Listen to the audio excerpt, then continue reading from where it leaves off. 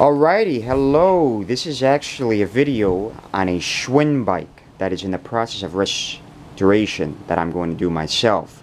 This is a part 1 video for the bike, and I'm actually thinking about, getting it back to how it originally was. Now, this is a 1966 Schwinn Stingray bike.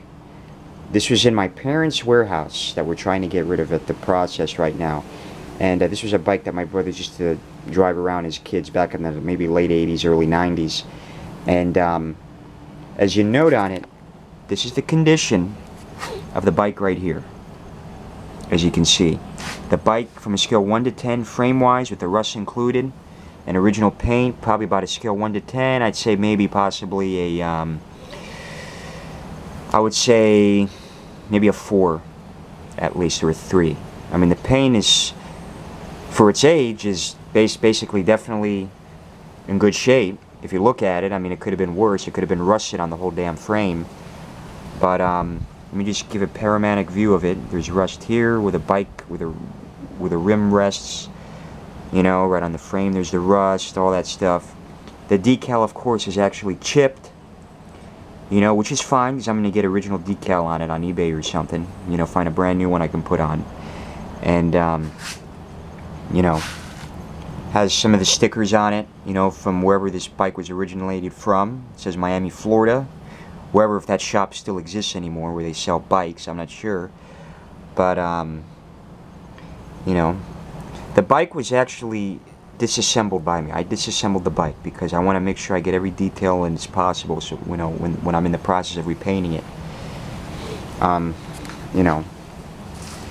As you can see, the Schwinn logo is removed on it. And this right here is the bike frame. This is the front of it.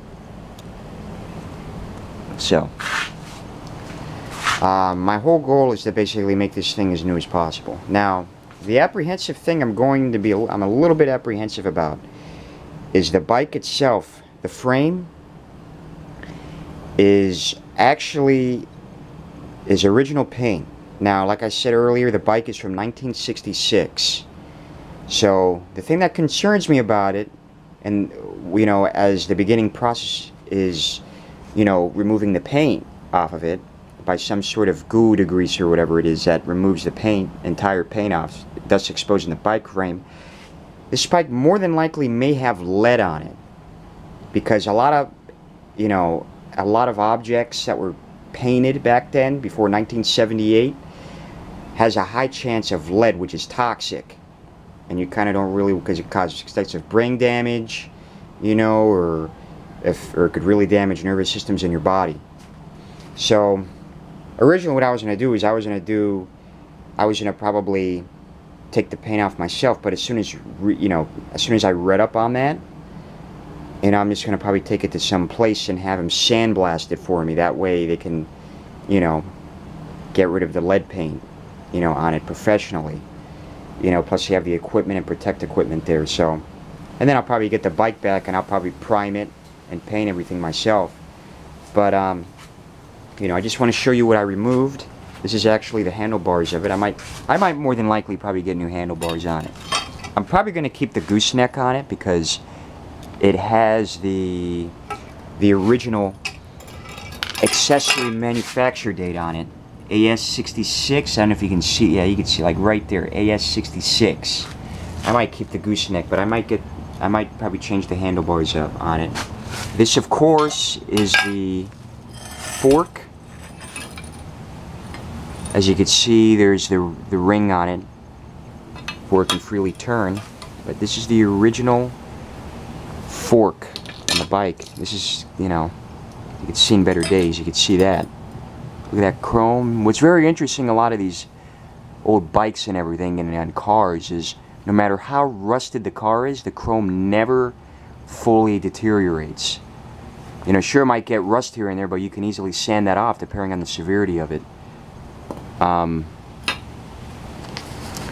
so, of course, there's the rims on it. I might repaint that chrome myself, and this is the banana seat, as you can see. piece of crap. You can see that. There's the banana seat sissy bar, they call it. And, you know, and right here as well, this is the accessory on the bike itself. I actually removed the skirt on it, so I'm probably going to get a new skirt on it. And this right here is the original spoke, if I'm saying it correctly. I'm not sure if that's the name of this part right here where the pedals go.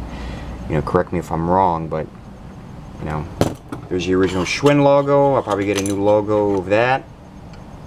Get a new one. All that stuff. So this is basically a project right now that's going to be extensively worked on from whenever I have the money to get all the parts situated. I might get new pedals for it. As you can see, these are the original pedals.